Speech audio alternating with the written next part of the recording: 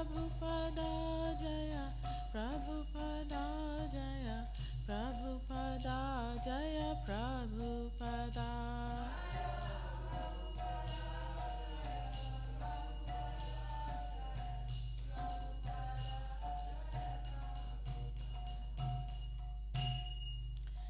Jai Shri Radha Govardhan Dhari Bhagwan ki, Jai Shri Krishna Balaram Bhagwan ki, Giriraj Maharaj ki, Narsinghadev Bhagwan ki, Gauranitai Bhagwan ki, Srila Prabhupada ki, Gaur Premanandi.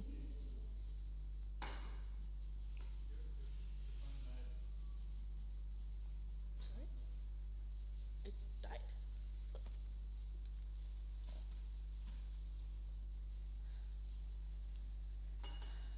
So it's being recorded, remember? It's being recorded, right?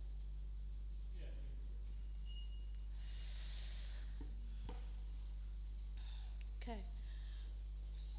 So today we'll be speaking from the Sri Caitanya Caritamrta, Adi Leela, chapter 16, verses 90 to 102. The verse we'll recite today is 102. So then we'll come back and read all the way from 90 up to 102 and then explain and discuss 102. So first of all, we'll recite verse 102. And before that, we'll say the invocation. Jaya Jaya Shri Caitanya Jaya Nityananda Jaya Advaita Chandra Jaya Gaura Bhakta Vrinda Jaya Jaya Shri Caitanya Jaya Nityananda Jaya Advaita Chandra Jaya Gaura Bhakta Vrinda Jaya Jaya Shri Caitanya Jaya Nityananda Jaya Advaita Chandra Jaya Gaura Bhakta Vrinda.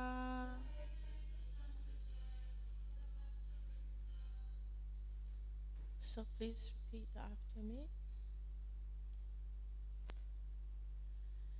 Dosha guna vichara e alpa karimani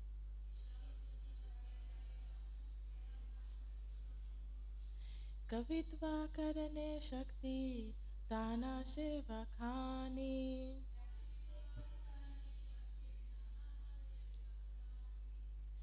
Dosha guna vichara e alpa karimani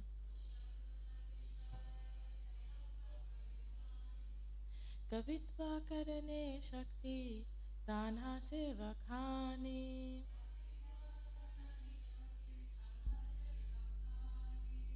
Prabhus?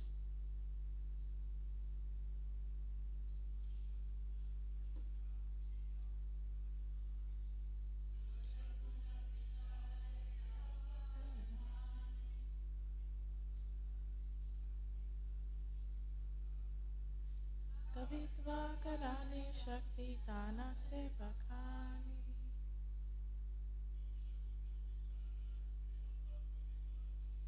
Dosha guna vichara e alpa karimani. Kavitva karane shakti tanha sevakhani.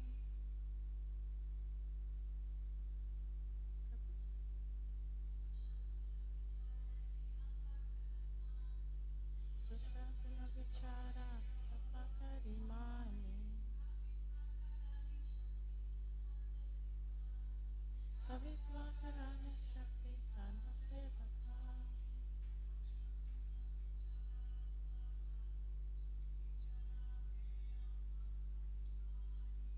Dosha guna vichara e alpa karimani.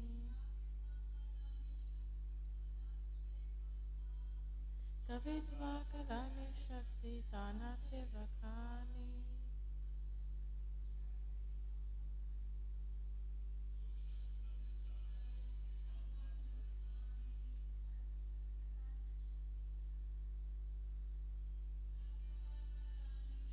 Tanase Vakhani Dosha Guna Vichara. Therefore, to criticize one's poetry as good or bad,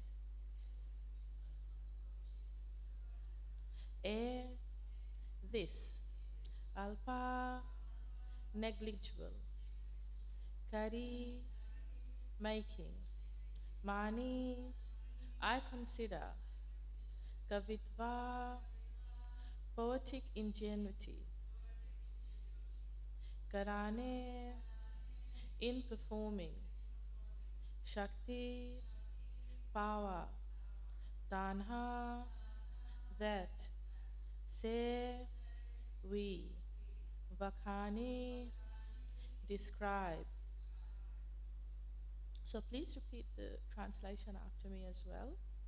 Such mistakes should be considered negligible. One should see only how such poets have displayed their poetic power. So we'll go back all the way to verse 90 so that we don't lose the storyline. The last speaker, His Grace Ikshvaku Prabhu, covered until text 89, so we'll start from 90. So 90 to 101 don't have a purport, so 102 has a purport, which I'll come back and we'll discuss that.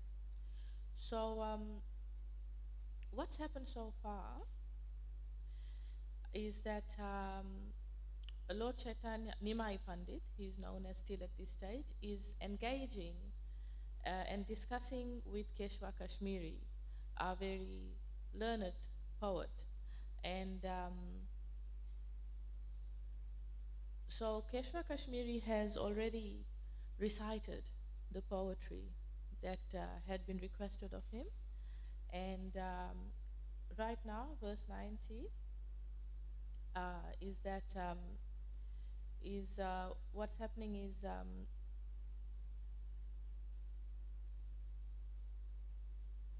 is that Lord Nimai Pandit, has told him that you've actually made some mistakes, and he's pointed out those mistakes. And then Keshva Kashmiri heard what Nimai Pandit had to say, and Nimai Pandit had told him, please hear this, please hear what I have to say without getting angry. And so he heard all the mistakes that he had made, and then now we are at the point where this is what he is thinking after Nimai Pandit has said, well, these were the mistakes that you have made. So this is Keshva Kashmiri, and this is what he's thinking in verse 90. The wonderful explanation the boy has given could not have been possible for a human being. Therefore, Mother Saraswati must have spoken personally through his mouth. So Keshva Kashmiri is thinking like this, that this boy, referring to Nimai Pandit, has given such a wonderful explanation. It's not possible for a human being, and he's right in thinking that way, which is going to be confirmed later to him in a dream when Mother Saraswati comes to him. And he thinks, and he said, I think Mother Saraswati has spoken personally through his mouth. Also, we must know at this point that Keshva Kashmiri's, he had received a very special blessing from Mother Saraswati. And the special blessing was that all the Vedas, all the scholarly scriptures would be just sitting on the tip of his tongue, and that he could just say it at will whenever he needed to. Like he was very intelligent in that way, and that he had actually gone around the whole 4 directions and conquered scholars in all the 4 directions. So that's why he was called Digvijayi. The Dig means directions, so the winner in all directions. And he had heard that Navdvip was the center of learning, so that's why he had come there. And thinking that if I conquer Navdvip, I'm going to be the undisputed great winner in the whole world. So when he came here to Navdvip, then what's happening is, anyway, I'll come back to that because I want to actually give that explanation in detail. So, verse 91. Verse 91 is, Keshwa Kashmiri is still speaking. So this is Keshwa Kashmiri talking to Nimai Pandit, Lord Chaitanya, after hearing what Lord Chaitanya had to say. Thinking thus, the Pandita said, "My dear Nimai Pandit, please hear me. Hearing your explanation, I am simply struck with wonder. I am surprised you are not a literary student and do not have long experience in studying the Shastras. How have you been able to explain all these critical points?"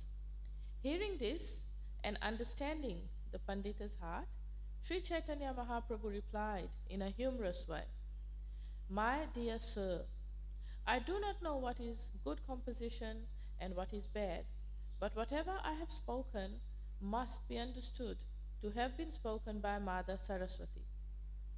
When he heard this judgment from Lord Chaitanya Mahaprabhu, the Pandita sorrowfully wondered why Mother Saraswati wanted to defeat him through a small boy. "I shall offer prayers and meditation to the goddess of learning," the champion concluded, "and ask her why she has insulted me so greatly through this boy." Mother Saraswati had in fact induced the champion to compose his verse in an impure way.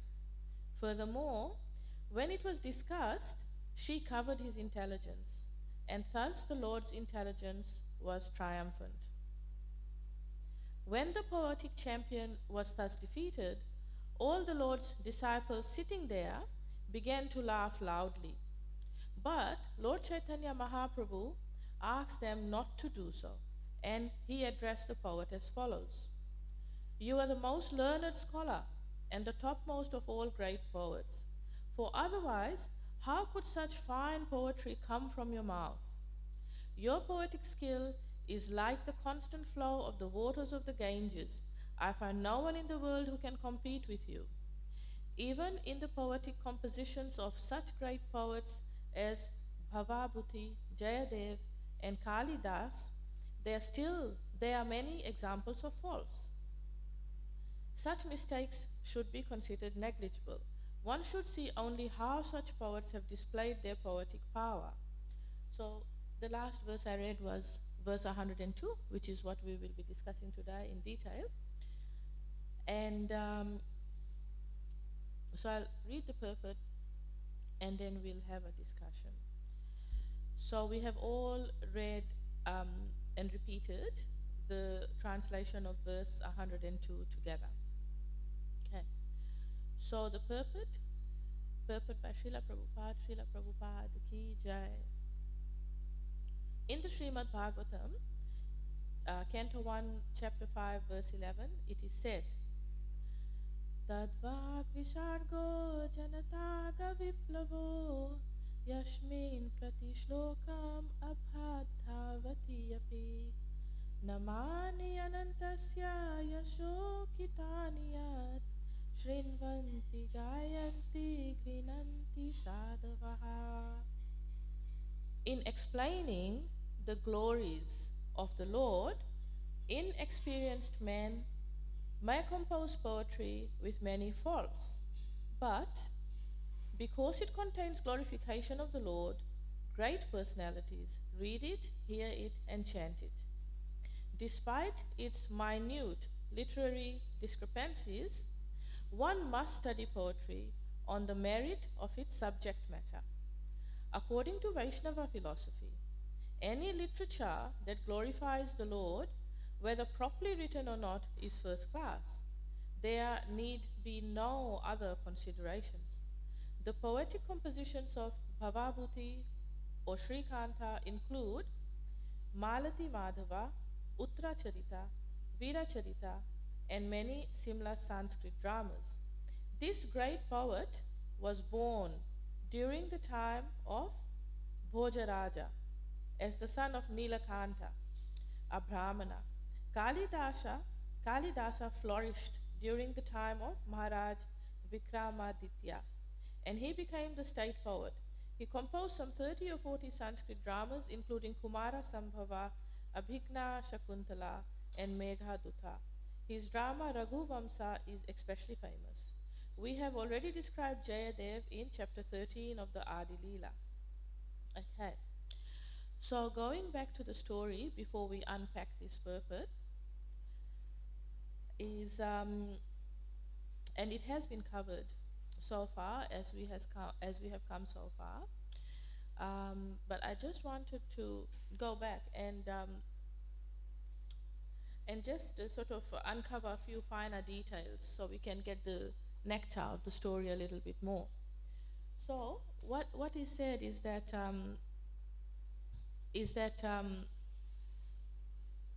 like I said earlier, that this poet Keshwa Kashmiri was the undisputed winner in the 4 directions, and he had come to Navdvip to conquer Navdvip and therefore be declared the undisputed winner in the whole world. And he had come with great pomp and ceremony, like he had come in elephants with music and everything. So all the scholars in Navdvip, they were actually quite anxious, because they were thinking, how are we going to conquer him? And if we really need to conquer him, because otherwise we will lose our sort of reputation as being the most learned place, the seat of learning. So they were thinking like this, and they put forward, they actually thought, we will ask Nimai Pandit, because Nimai Pandit at that time was only about 11 or 12 years old. But he had students, he already had students. And they thought, we'll put forward Nimai Pandit, because if he wins, it's going to be excellent. It's going to be like, in Navdvip, a little boy conquered this great scholar.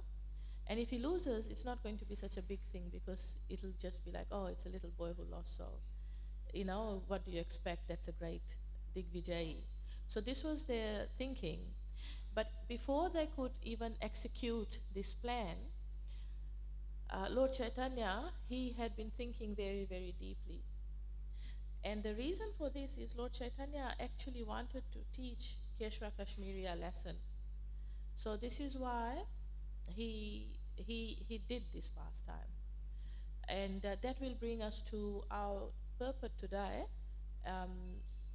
as to, you know, why did Lord Caitanya even point out his mistakes? Because today's purport is saying, you know, Vaishnava philosophy is that if something is composed in the glorification of the Lord, you shouldn't point out any faults in it. So, so Lord Caitanya, the Lord teaches us lessons that we need to learn. And this was his pastime in teaching Keshwa Kashmiri a lesson, and we'll find out what that lesson is as time goes on. So this is the thought that Lord Caitanya was having. So he was sitting down on the bank of the Ganges with his students, and it's described that he looked very, very beautiful, because it was dusk, and dusk was fading into night, and the river Ganga looked radiant beneath the full moon in the soft, clear sky. The Supreme Lord was effulgent in the midst of his students, and his exquisite beauty captivated the entire creation.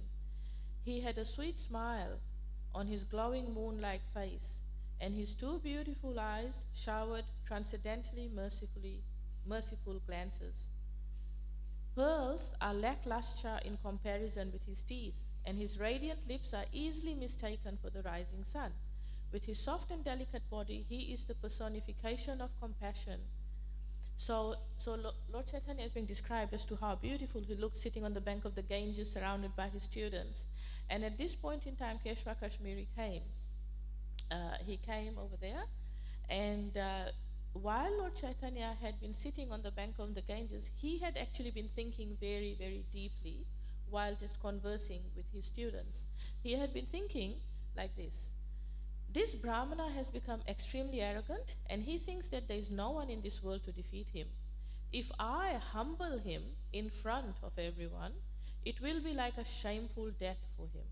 People will dishonor him. He will lose everything, and eventually he will die from humiliation. Therefore, I must confront him secretly in a solitary place and yet ensure his downfall.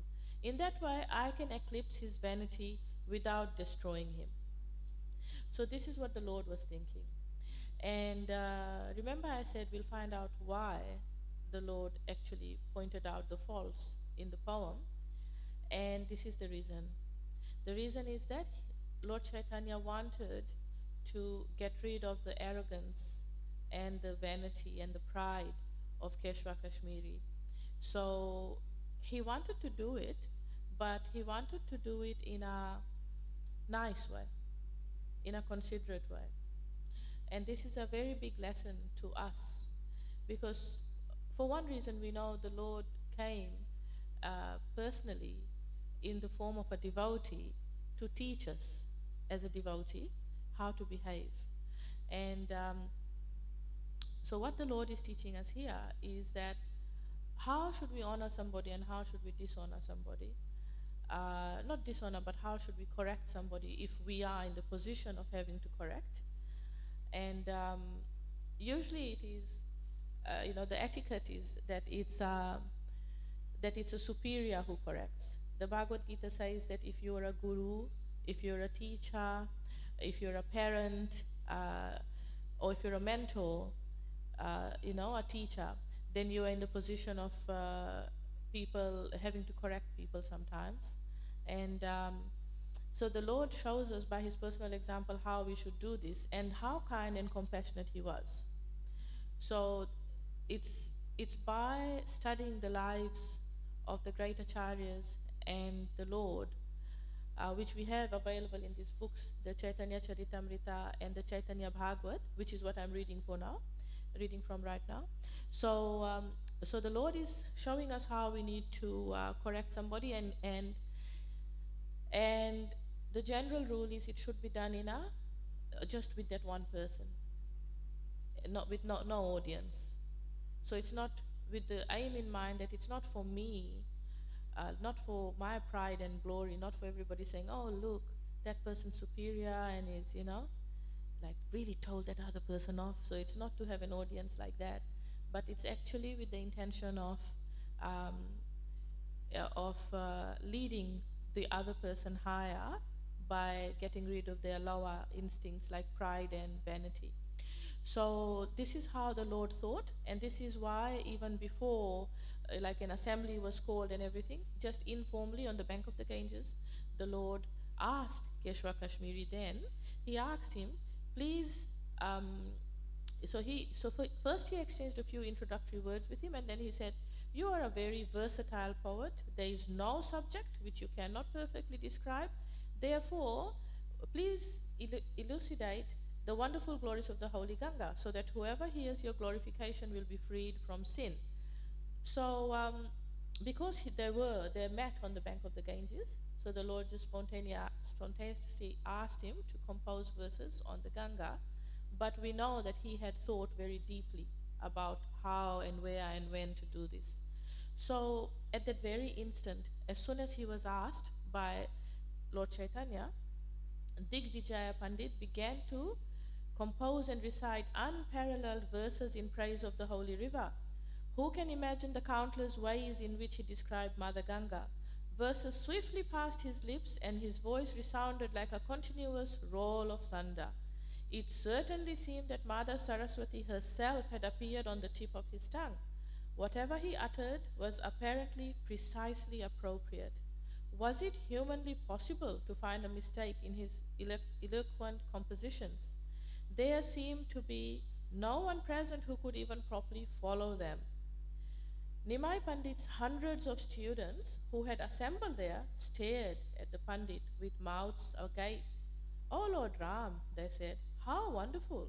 Is it possible for a human to compose such eloquent poetry? His composition was profusely ornamented with the most exceptional figures of speech, applied most appropriately. His word usage perplexed even the scholars who were present. For 3 hours, for 3 hours, the Digvijaya continually composed and recited his unparalleled verses. There seemed to be no end to his brilliant oration. When he at last finished, the Lord smiled sweetly and said, "Your poetry was so exceptional that no one can understand the meaning unless you yourself explain it. The verses you have composed are certainly appropriate for glorification of the Ganga, but we entreat you to analyze them for us."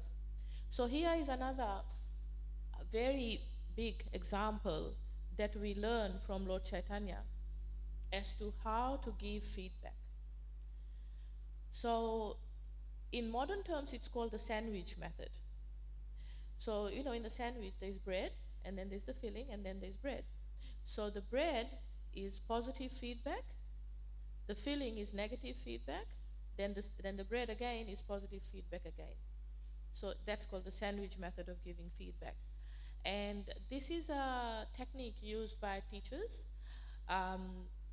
that whatever feedback they have to give, that it's actually taken on board, that it's actually appreciated by the person receiving it. Because if you can imagine, like, there was a great endeavor by Keshwa Kashmiri, 3 hours of non-stop reciting, 3 hours of spontaneously composing poetry and reciting it at the drop of a hat. And after those 3 hours, if Nimai Pandit had immediately turned on him and started criticizing immediately, do you think he would have appreciated it? He would have responded in anger instead. So in the same way, we are being taught to use the sandwich method. So, and Lord Chaitanya, he does this very, very nicely. And this is not because he's artificially putting it on. He is actually genuinely kind and compassionate. And this is why, even though he was residing in Navadvip and only was little, and had defeated so many other scholars in Navadvip, everybody still loved him because of his manner, because of his behavior, that how he actually interacted with the other scholars. And we'll see the sandwich method in action. So the first part we are seeing right now. So Keshwa Kashmiri had finished his composition. He had recited it very nicely. The hundreds of Lord Chaitanya students were like astounded. Their mouths were open, and they just couldn't conceive of how anybody could even begin to understand what he had said. So then, this is why Lord Chaitanya very, very sweetly, the sandwich method, this is the bread. So he said to him that he praised him, gave him positive feedback, that your poetry was so exceptional that no one can understand it unless you explain it yourself. The verses you have composed are very appropriate for the glorification of the Ganga, but please, we entreat you to analyze them for us. What was the effect on Keshwa Kashmiri when Lord Chaitanya spoke to him so sweetly? This was how he felt. The Lord's sweet words affected him like an intoxicating beverage, and he began to explain his verses. So this is how he felt. He felt as though he had drunk some alcohol. He felt very peaceful. He felt happy in that way, that he was like intoxicated, that the Lord said something nice, and he was like, oh, the Lord said something nice. And then he started to explain. And as he started to explain, then the Lord actually interrupted him, and he pointed out the mistakes. So this is the filling, this is the negative feedback that the Lord has now given. And then when he gave this negative feedback, he said that according to grammar, because remember they're scholars and they're talking about figures of speech, and I gave the class on the 27th of January here, and I explained that when we talk about figures of speech, then like we can relate it like English. We know English quite well, And there's alliterations, metaphors, similes, all these figures of speech, all the different techniques that are used in English grammar. So according to Sanskrit grammar, this was being analyzed in 5 different ways. So when Nimai Pandit, Lord Chaitanya, gave him the negative feedback, and he said, actually there are 3 mistakes, one in the beginning, one in the middle, and one towards the end. And he said, the figures of speech you have used show numerous imperfections. Please tell us in what context you have used them. Explain the background as to how you have used them. So Keshava Kashmiri, who was the most favorite devotee of Mother Saraswati, he lost his intelligence. He became completely perplexed. And this is then verse 90. And he is thinking that how could this little boy come up with all of this? And he hasn't even studied as much as I have studied. As much as I know, he doesn't know. How could he have come up with all of these things? So he tried, but he failed to offer explanations for the mistakes that Nimai had pointed out. His feeble and confused attempts to defend his composition brought further criticism from the Lord, who then elucidated the flaws in the explanations as well as the verses. So altogether, Lord Chaitanya ended up pointing out 5 different faults altogether. And Keshava Kashmiri's unparalleled talent seemed to have vanished, and the situation grew incomprehensible to him. He seemed to have forgotten even his own identity. Then Nimai Pandit said, okay, he felt sorry for him, and he said, let's put this aside for now and just compose another one. And then, however, the great world-conquering Pandit Keshava Kashmiri was now unable to compose even a single verse. He sat before the Lord in a state of total bewilderment. So this is explained here as, even Lord Brahma, even Anantasesh, even Lord Shiva, they are great, great, great personalities. And they can actually create universes by their mere glances. Even such great personalities have also been deluded by the Lord's presence, by Krishna's presence. And we know Lord Chaitanya is Krishna himself. So therefore, the bewilderment of Keshava Kashmiri in front of Nimai is not surprising, because even Mother Lakshmi, Mother Saraswati and Maya, the Lord's internal potencies, become themselves deluded before the Supreme Lord, and therefore remain forever in an inferior position. Even the reciter of the Vedas, Lord Sesha, the compiler of the Vedas, Sri Vyasadeva, even they are bewildered by the presence of the Lord. What to speak of a mere Digvijay Pandit? So this is how it's explained, that this is why the poet lost all his, he became so extremely bewildered. And what happened is that, and so this is what he's thinking now. He's thinking that this explanation could not have been possible for a human being, and Mother Saraswati must have spoken personally through his mouth. And so he's thinking this internally, and he's saying to Lord Chaitanya, I am struck with wonder after you've explained all of this. I'm surprised. You're not a student, you're not a literary student, and you don't have long experience studying. How have you been able to explain this? So Lord Chaitanya, he understood. He could obviously understand what was in the heart of Keshava Kashmiri, and he said in a funny way, he said, I don't know what's good or what's bad, but I know that what I have spoken must have come through Mother Saraswati. So inside Digvijay's heart, it was like, oh, Mother Saraswati is my personal favorite. She's my special goddess. So, so Lord Chaitanya saying that Mother Saraswati, it really hit home for him, basically. So he wondered very sorrowfully why Mother Saraswati wanted to defeat him through a little boy. And he thought, tonight I'm going to offer prayers and meditation to the goddess of learning to ask her why she has insulted me so greatly. Now, another lesson we can learn here is that Digvijay did not get angry on Mother Saraswati. When we want to do something and we have really prepared ourselves to do something and sought the Lord's blessings to do that, but we get the opposite thing happen, then quite often we get angry, very upset, very angry. And that shows our attachment, and that shows that we are of the understanding that I am the doer still. Whereas if we leave, so in the Bhagavad Gita it says, do your best and leave the result to the Lord.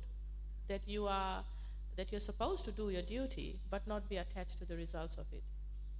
That you're doing this in this way for the Lord's pleasure. So we learned this lesson, that he was actually a really nice devotee.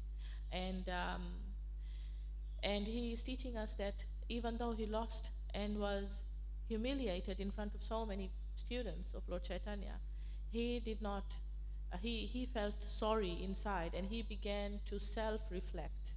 And this is what we fail to do quite often. We fail to self-reflect. Instead, we put all the blame on other people. So, this is important. This is a great learning point for us. So, and he said, I'm going to offer her prayers and see why. He didn't get angry on Mother Saraswati. So, and we hear that Mother Saraswati had actually covered his intelligence. It was she who had, taken away her mercy at that point in time. And why she did that is because she's a personality, and because she's the perfect servant of Lord Caitanya, and she was assisting the Lord in his pastimes of teaching Digvijay a lesson. So, so what happened then? This is another very important thing. This is the bread, the last bread of the sandwich. So what happened is, when he was thus defeated, remember there were hundreds of students around Nimai Pandit. What happened is that they began to laugh loudly, right? In an assembly, when one is humiliated, it's very embarrassing.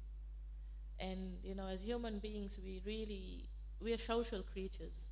So what others think of us really matters, really, really matters. Even though, we see T-shirts saying anti-social, people wearing T-shirts like that, but we actually all are social creatures, and we crave human contact, and, there's all sorts of things that happen which are not healthy if we don't have the right amount of human contact. So what happened is, when Digvijay Pandit was struggling to swallow his defeat, ignominious defeat, the students began to laugh and giggle excitedly. The Lord immediately stopped them and spoke soft, soothing words to the Pandit. So this is the positive feedback. This is the other bread of the sandwich holding it together. So he's saying very softly and soothingly, he said, today let us stop here. Please return to your home, and tomorrow we can continue our discussion. You must be tired after composing such a lengthy recitation. Also, it is very late now. Soon it will be time to sleep. The Lord's behavior was so gentle and compassionate that even a defeated person did not suffer in humiliation. Although the Lord was always victorious in his debates, nevertheless, he always spoke words of concern for the scholars and teachers of Navadvip. And again he said to Digvijay Pandit, please go home now and study your books. Tomorrow I will ask you questions and you must try to answer them. The Lord was so merciful that despite his victory, he did not dishonor the great scholar. Hence, everyone felt pleased. The scholars and teachers of Navadvip were very affectionate towards the Lord because of this sweet disposition. So, so we see that how kind and how compassionate Lord Caitanya is. He stopped his students from embarrassing Keshava Kashmiri and laughing. And he spoke very sweetly, which is, again I'm saying, this is the positive feedback.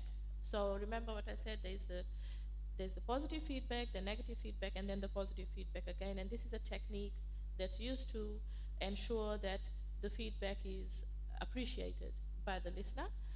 Because also going back to the Bhagavad Gita, what the Bhagavad Gita says is Satya Priya Hitam. Now, that the austerity of speech, that when one is speaking and only speak if it is satya, the truth, priya, beneficial and pleasing, priya is pleasing, and hitam, beneficial. So only speak if these three filters, if your words that you're going to say is actually past these three tests. Is it, so before you say something, we are told that you ask yourself, is it pleasing? Is it going to be pleasing? Is it going to be beneficial to the person? And is it the truth? And if it doesn't meet one of these criteria, then we are advised not to say it. So this is what Lord Chaitanya was doing. He was ensuring that it was the truth, and that he spoke it in a pleasing way, and also that it was actually for the benefit of Keshwa Kashmiri. So we can see all of this and how perfect Lord Chaitanya is in his behavior, and that these are the examples that we must learn. So, so then we come to today's verse that we recited, and what I wanted to say is that the Srimad Bhagavatam, discussing from the purport today of verse 102, that and the purport says that in the Srimad Bhagavatam 1.5.11, it is said that in explaining the glories of the Lord, inexperienced men may compose poetry with many faults, but that according to Vaishnava philosophy, any literature that glorifies the Lord is first class, whether it is properly written or not. And there need not be any other consideration. So the question we might ask ourselves is then, why did Lord Chaitanya point out the mistakes? Because the Digvijay had composed these verses praising Mother Ganges, and he had done a really wonderful job. Why didn't Lord Chaitanya just disregard the faults? And why did he point out these mistakes? Would anybody like to say? Sorry? Yes, yes, because he was proud, right? Exactly. That is what we are told. That's what the story has told us, that Lord Chaitanya wanted to take away his pride. And the other reason was because it was a competition. So it was a competition, but it was not being done formally. It was being done informally. Also, now this verse that is being quoted from the Bhagavatam in this purport of verse 102, so this verse, Srila Prabhupada, he quoted this verse as well in his preface to the Srimad Bhagavatam. So if we open up the Srimad Bhagavatam and we read Srila Prabhupada's preface, at the end, right at the end of his preface, he quotes this verse, and this is what he says. He says, I must admit my frailties in presenting Srimad Bhagavatam, but still I am hopeful of its good reception by the thinkers and leaders of society on the strength of the following statement of Srimad Bhagavatam. And he quotes the verse from Canto 1, chapter 5, verse 11, which says that, on the other hand, that literature which is full with descriptions of the transcendental glories of the name, fame, form, and pastimes of the unlimited Supreme Lord is a transcendental creation meant to bring about a revolution in the impious life of a misdirected civilization. Such transcendental literatures, even though irregularly composed, are heard, sung, and accepted by purified men who are thoroughly honest. And Srila Prabhupada, he wrote that on the 15th of December 1962 in Delhi. So he quoted this verse which we are discussing in the purport of verse 102 today from the Chaitanya Caritamrta. And what he's saying is that it's not perfect. What I have put forward, it's not perfect. I must admit my frailties, but I'm hopeful uh, because of this reason. I'm hopeful that because this literature is full of glorification of the Lord, that it's going to be accepted by people who are thoroughly honest. So what this is telling us is that uh, we must, when we are, like the lesson we are being taught here, is that when we are hearing something from the Vedic scriptures, that instead of listening to find fault and criticize, we must listen to understand. And we must listen to favorable. It's described that, favorable hearing is recommended. And that the scriptures get revealed, internally revealed, to one who has the right mood. And the mood needs to be a favorable mood rather than a challenging mood.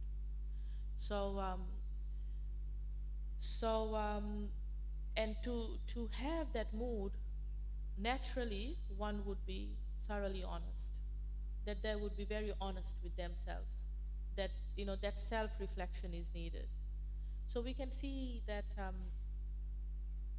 we can see how deep these pastimes go and how much they are meant, even though they happen externally, with lots of people around, that how deeply it is supposed to be teaching us self-realization, how much we are meant to gather from it and learn from it and apply it to ourselves. So there are lots of lessons that we have learned so far, and I felt that it was very important to really, really highlight this verse from the Bhagavatam 1:5-11, that even though there are many faults, there should not be this consideration at all that this is faulty, and we should not, find fault or try to hair split or try to really dig out imperfections. Instead, we need to understand the intent of it and accept that it is, accept the good in it.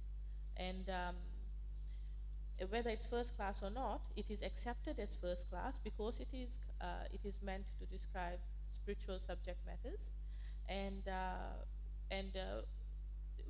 the minute technical errors we need to disregard. Okay, I'll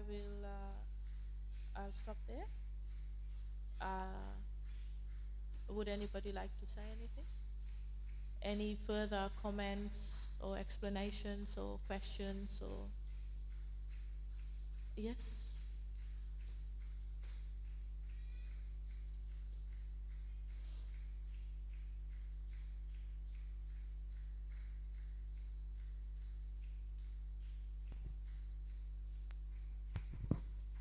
I know for myself, although I haven't been to the Srimad Bhagavatam class in New Govardhana for some time, but I do listen to them in the back stalls.